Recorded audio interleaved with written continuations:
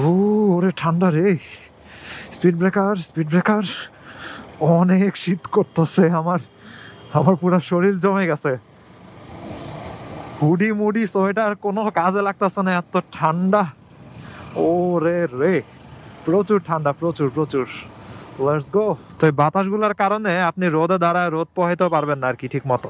যদি রোদ পোহাইতে হয় তখন হচ্ছে জানালার ভিতরে ঢুকে। আর এই মোটরসাইকেলটা কেমনে গেল, এমন ভাবে ওভারটেক করে মোড়ের সামনে। মোড়ের সামনে কখনোই ওভারটেক করা উচিত না, কারণ ওই সাইড থেকে কি আসতেছে আপনি তো তা জানেনই না, তার উপরে বলদের মতো ওভারটেক করতেছেন।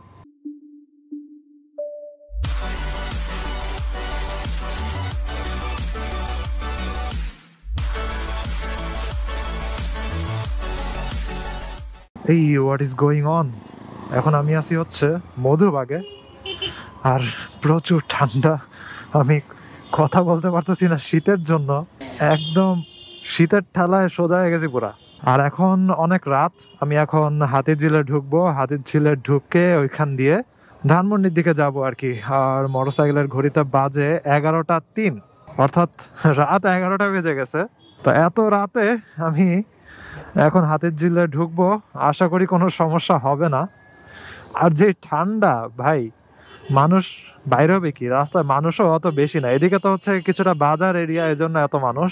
কিন্তু হাতিরঝিলে যখন ঢুকবো তখন দেখবেন যে শীতের ঠেলায় মানুষ আর কি আসবে ভাই। মানুষ সব এখন লেপ কম্বলের ভিতরে, আমার মতো পাগলরাই এখন বাইরে আছে আর কি।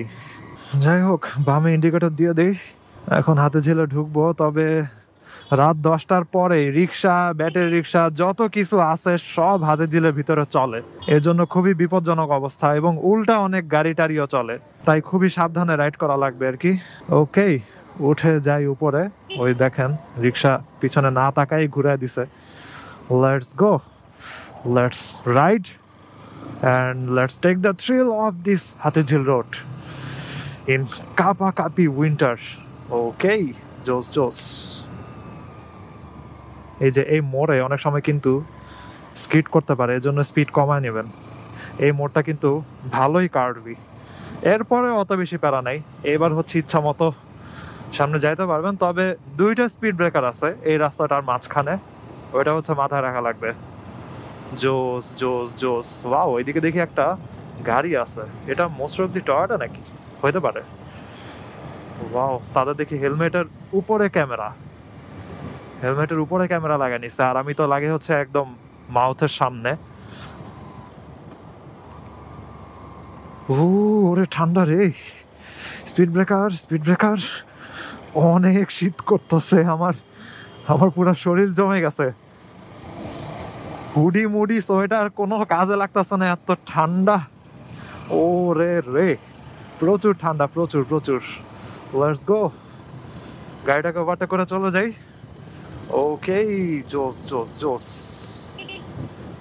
ও ওরে ভাই, ঠান্ডা, তার উপরে আবার প্রচুর বাতাস হাতিরঝিলে, একদম পুরো একটা থ্রিল অ্যান্ড চিল। ঠিক আছে, চিল হইতেছে ঠান্ডার চিল। যেমন বাইরের দেশে চিলি ওয়েদার বলতে বোঝায় হচ্ছে প্রচুর ঠান্ডা ওয়েদারকে, সো ওই চিল বুঝাইতেছি। ওরে, কুয়াশা দেখছেন, লাইটের সামনে কুয়াশা কিরকম করতেছে ভাইরে ভাই। ওরে ঠান্ডায় আমি শেষ। এত রাতে ব্রিজে উঠে গেছি, কুয়াশার জন্য পানি ঠিক মতো বুঝে যেতেছে না। ওরে ঠান্ডা রে, কি ব্যাপার, এখানে এরকম জ্যাম লাগছে কেন? সমস্যা নাই, রাত 11টার জ্যাম ক্লিয়ার হয়ে যাবে তাড়াতাড়ি। এত কোল্ড, ক্লাস ধরলে মোটরসাইকেল না জানি আবার বন্ধ হয়ে যায়। 4 মিটার পিছে পিছে আমি হচ্ছে ফুটপাতে দেখেন 1 পা দিয়ে দিয়ে তারপরে যাইতেছি। এটা খুবই বিপজ্জনক একটা জিনিস, করা উচিত না ফুটপাতে পা উঠায় উঠায় চলা, কারণ একবার আপনার পা স্লিপ খাইলে তখন মোটরসাইকেল নিয়ে পড়বেন। কারণ ফুটপাতে কি আছে ওটা তো কোনো ঠিক নাই, কলার খোসাও থাকতে পারে। ওকে, এই চিপাটা দিয়ে কিছুর সাথে বাজছে নাকি? ও না, বাজে নাই তো। অলরাইট, বের হয়ে গেলাম। এটা আবার কেমন গাড়ি, এগুলা কনস্ট্রাকশনের। সোজা বের হয়ে যাইতে হবে, এটা হচ্ছে মেন উদ্দেশ্য। রাস্তায় সব গাড়ি এক জায়গাতে আটকাইছে। ওরে, কোনো মতে বের হইছি।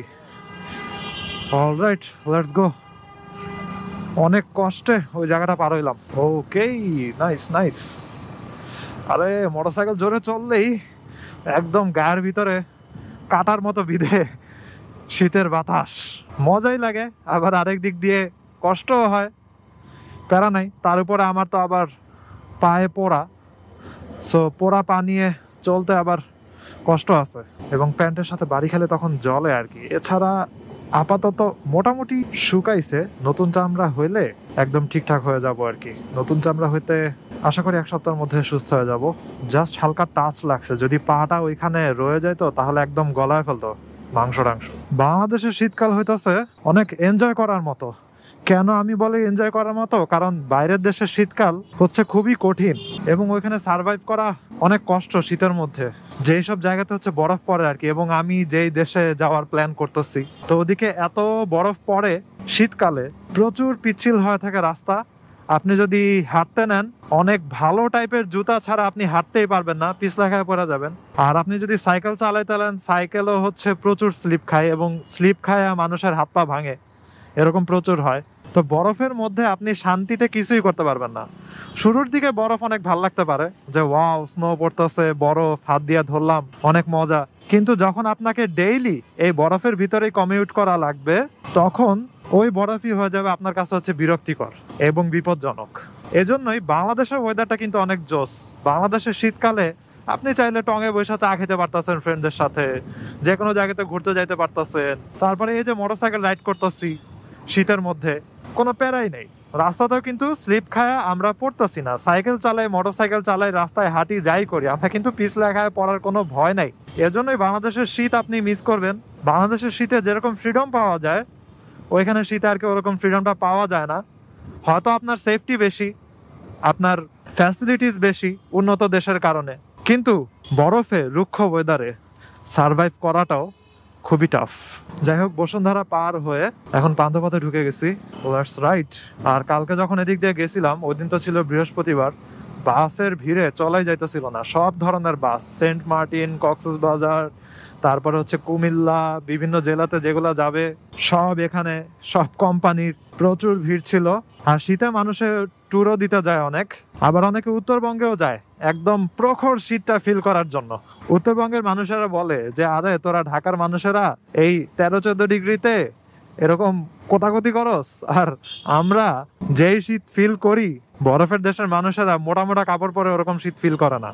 আর আমরা তো পাতলা কাপড় পরে হচ্ছে এত শীতের ভিতরে চলি আর কি। ওরা বলে যে আমাদের এই শীত যদি অ্যান্টার্কটিকা আর্কটিকা কাছাকাছি হইতো, তাহলে এতদিনে পেঙ্গুইন চলে আসতো। তবে দ্যাট ইজ ট্রু যে আমরা বাঙালিরা হচ্ছে অতটা মোটা টাইপেরও কিন্তু কাপড় পরি না। বাইরের দেশে হচ্ছে বরফের দেশের মানুষেরা যেই কাপড়গুলা পরে, এজন্যই আমরা শীতটা অনেক বেশি ফিল করি। কারণ আমাদের গ্লাভস টাভস কিছুই পরা থাকে না, জাস্ট নর্মাল হুডি টুডি পরে আমরা বের হয়ে যাই। উত্তরবঙ্গের মানুষেরা শাল গায়ে দিয়ে বাইর হয়ে যায়, এজন্য শীতটা অনেক বেশি গায়ে লাগে। আর বাইরের দেশে তো হচ্ছে প্রচুর মোটা কাপড় পরে, পশম দেওয়া, সো ওইসব কাপড় পরে গা মোটামুটি গরম থাকে। আর ঘরের ভিতরে তো হিটার লাগানো থাকে, এবং হিটার সবসময় চলা বাধ্যতামূলক। আমার ভাই ভাবি যে গেছে, ওইখানে তো হিটার চলে ইউএসএ তে রাইট নাও। তো এখন তারা যে হিটার যে চালায়, এটা বন্ধ রাখা যাবে না। হিটার যদি বন্ধ রাখা হয়, তাহলে হচ্ছে যে লাইনগুলো আছে ওই লাইনগুলো ফ্রিজ হয়ে যাবে, এই জন্য ওইটা অফ রাখা যাবে না। তো তারা যে সময় ঘরে থাকে ওই সময় কোনো প্যারাই নাই, একদম একটা ওয়ার্ম টেম্পারেচারে বসে থাকে। কিন্তু যখন বাইরে বের হয় তখনই একটু সমস্যা। রোদের মধ্যেও তাদের অনেক কষ্ট হয়, কারণটা হচ্ছে রোদ পোহানো যায় ঠিক আছে, কিন্তু প্রচুর বাতাস থাকে এবং বাতাসগুলো অনেক ঠান্ডা হয়। তো এই বাতাসগুলোর কারণে আপনি রোদে দাঁড়ায় রোদ পোহাইতেও পারবেন না আর কি ঠিক মতো। যদি রোদ পোহাইতে হয় তখন হচ্ছে জানালার ভিতরে ঢুকে, আর এই মোটরসাইকেলটা কেমনে গেল এমন ভাবে ওভারটেক করে মোড়ের সামনে কখনোই ওভারটেক করা উচিত না, কারণ ওই সাইড থেকে কি আসতেছে আপনি তো তা জানেনই না, তার উপরে বলদের মতো ওভারটেক করতেছেন। যাই হোক, যেটা বলতেছিলাম, রোদ পোহাইতে হইলে আপনাকে জানালা লাগায়া, ট্রান্সপারেন্ট জানালা লাগায়া, তারপরে জানালার ভিতরে দাঁড়ায় রোদ পোহাইতে হবে, তাহলে অ্যাটলিস্ট বাতাসটা আসবে না কিন্তু রোদ আসবে। ওইটা হইতেছে আর কি অনলি ভালো সিস্টেম। যাই হোক, এক এক দেশের শীত এক এক রকম, এবং সব জায়গার শীতই মানুষেরা এনজয় করে আবার সাফারও করে। তবে আমার কাছে যেটা মনে হয় ওটা হচ্ছে বাংলাদেশের শীতে আপনি বাইরে ঘোরাঘুরির জন্য ফ্রিডমটা একটু বেশি পাবেন, এবং কমফোর্টেবলি হচ্ছে আপনি চলাচল করতে পারবেন। যাই হোক, আমি চলে আসছি ধানমন্ডি। আজকের ভিডিওটা এখানেই শেষ করি। I hope you guys like this video, and if you are watching me for the first time you can kindly subscribe. তো সিজন নেক্সট টাইম ভালো থাকে, সাবধানে রাইড করেন। টাটা। ওরে শীত রে, বাতাস পুরা চামড়া ভেদ করে ঢুকে যাইতেছে।